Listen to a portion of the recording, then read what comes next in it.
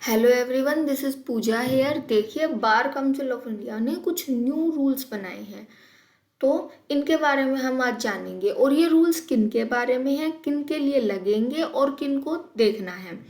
Actually हुआ क्या है, आप देखिए। बार काउंसिल ऑफ इंडिया ने एक नया सर्कुलर इशू किया 25 सितंबर को, और उन्होंने खुद बोला है कि प्लीज़ ये स्ट्रिक्ट कंप्लाइंस एंड वेरिफिकेशन है फॉर कैंडिडेट्स। ठीक है, तो ये सबसे पहले किन के लिए इम्पॉर्टेंट है? ये उन स्टूडेंट के लिए इम्पॉर्टेंट है जो अभी अपना जिनका एलएलबी अभी कंटिन्यू है, जिनका एलएलबी अभी चल रहा है। ठीक है, तो जो लोग एलएलबी कर चुके हैं उनके लिए भी आप लोगों को पता होगा कि सुप्रीम कोर्ट का जजमेंट आया था, उसके बाद सभी का वेरिफिकेशन हो रहा है। तो प्लीज़ अपना वेरिफिकेशन अपनी अपनी बार में, हर स्टेट बार का अपना अलग चल रहा है। जैसे मैं हूँ जहाँ से, वहाँ पे सभी कैंडिडेट्स का, जो भी एडवोकेट्स हैं उनका वेरिफिकेशन हो गया है।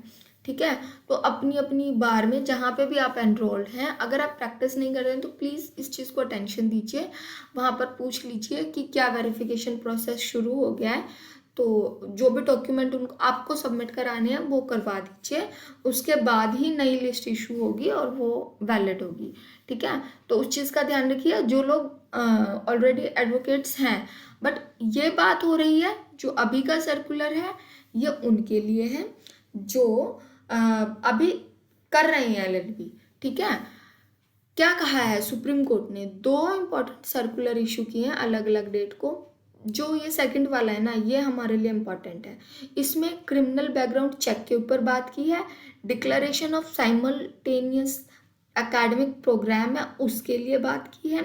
दूसरा, अटेंडेंस कंप्लाइंस के ऊपर बात की है। अटेंडेंस कंप्लाइंस को ध्यान में रखने के लिए इन्होंने क्लियरली बोला है कि हर लीगल एजुकेशन इंस्टीट्यूट को बायोमेट्रिक अटेंडेंस और सीसीटीवी इंस्टॉलेशन करना पड़ेगा। तो अभी जो भी यूनिवर्सिटी इस चीज़ को फॉलो नहीं करेगी ना, उनके खुद के ऊपर भी एक्शन होने वाला है।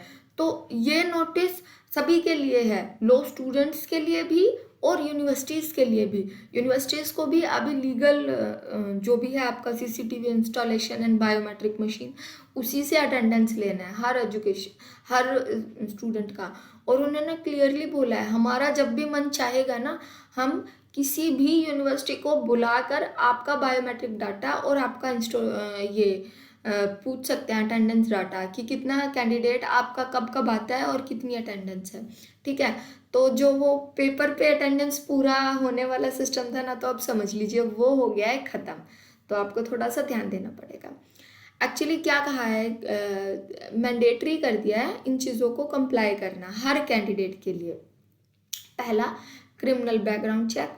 जब भी आप अब एलएलबी में एडमिशन लेने जाएंगे या आपका हो चुका है, डिग्री अभी चल रही है, तब आपका अगर पहले क्रिमिनल बैकग्राउंड है, यानी कि मतलब अगर आपका पहले कोई आपके खिलाफ एफआईआर दर्ज हुई है या फिर कुछ भी आपके खिलाफ कोई एक्शन लिया गया है, तो उसको प्लीज़ मेंशन कर दीजिए क्लियरली। ठीक है, दूसरी, डिक्लेरेशन दे दीजिए डिग्री के रिगार्डिंग, एम्प्लॉयमेंट के रिगार्डिंग कि सर, मैं साइमल्टेनियसली कोई डिग्री ले रहा हूँ या मैं साइमल्टेनियसली कहीं एम्प्लॉय हूँ। ठीक है, तो ये तो अभी स्टॉप हो गया है। ये पहले भी सबको पता था कि जो एलएलबी का कोर्स है ये रेगुलर कोर्स है, इसके साथ आप दूसरी रेगुलर डिग्री नहीं कर सकते। ये मतलब बैन था। बट कुछ लोग थे कि डिग्री चल रही है, साथ में यहाँ भी एडमिशन है, वहाँ भी एडमिशन है, प्लीज़ स्टॉप कर दीजिए इस चीज़ को अभी। और दूसरा, कुछ स्टूडेंट्स का क्या सीन था, फाइनेंशियल हालात समझ लीजिए या फिर ये लगा लीजिए कि बैकग्राउंड अच्छा है, वो अपना फाइनल ईयर या सेकेंड ईयर में कोर्ट में जाना शुरू कर देते थे, किसी एडवोकेट सीनियर के पास में बैठना शुरू कर देते थे, प्रैक्टिस शुरू कर देते थे, या कहीं पे एम्प्लॉयमेंट ले लेते थे। तो अब जो भी रेगुलर एकेडमिक में है वो कहीं और साइमल्टेनियस एम्प्लॉयमेंट नहीं ले सकता, डिग्री भी नहीं ले सकता। तीसरी चीज़, अटेंडेंस कंप्लाई करना बहुत ज़रूरी है। इन्होंने ये तो क्लियर रिकॉर्ड बोल दिया है कि मैंडेटरी है, हम किसी का भी रिकॉर्ड चेक कर सकते हैं।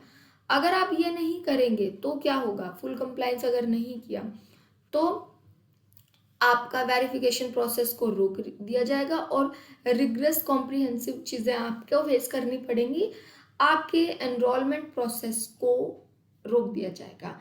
मतलब जब आपने डिग्री कर ली, पढ़ाई कर ली, अब आप गए लाइसेंस लेने, नहीं मिलेगा, भूल जाओ, ठीक है। जैसे तैसे यूनिवर्सिटी से सेटिंग करके आप पढ़ाई तो पूरी कर लेंगे, टीचर से बात करके और ये सब करके, लेकिन जब आप एनरोलमेंट करने जाएंगे, अगर आपके खिलाफ एक भी कंप्लेंट होगी ना, तो आप भूल जाना कि आपको COP मिलेगा, ठीक है। उस चीज़ को पूरा डिले कर दिया जाएगा जब तक आप फिर आपसे पैसे वैसे जो भी इनका प्रोसेस होगा वो फुल कंप्लाई नहीं करोगे, तो ये नहीं आपको लाइसेंस देंगे। अच्छा, अब आपको दिमाग में आ रहा होगा ये सब चीज़ें क्यों की गई है। ये चीज़ें की गई हैं कि पढ़ा हुआ सही लीगल फील्ड को प्रॉपर कैंडिडेट्स मिले, जो न्यू अब जनरेशन आए वो सिर्फ पेपर में पढ़ के ना आए, वो रियलिटी में मतलब LLB किया हुआ हो। तो उस चीज़ को ध्यान में रखते हुए ये कुछ गाइडलाइंस इशू की गई हैं जो कि अभी फॉलो हो रही हैं, और प्लीज़ इस पर थोड़ा ध्यान दीजिएगा। जो भी कैंडिडेट, मैं बोल रही हूँ जो भी अभी पढ़ रहे हैं, वो नज़रों में मत आना, जो भी काम कर रहे हो, जो भी चीज़ें कर रहे हो, प्लीज़ उसको रोक दीजिए और इन गाइडलाइंस का प्रॉपर फॉलो कीजिए। Thank you as of now. और ये जो भी बार काउंसिल के न्यू रूल्स होते हैं, ये अपडेट होती हैं, इनकी तरफ ना ध्यान दे लीजिए कीजिए, बिकॉज ये ऐसी चीज़ें हैं कि डिग्री की कोई वैल्यू नहीं रह जाएगी अगर कहीं फंस गए तो as of now thank you.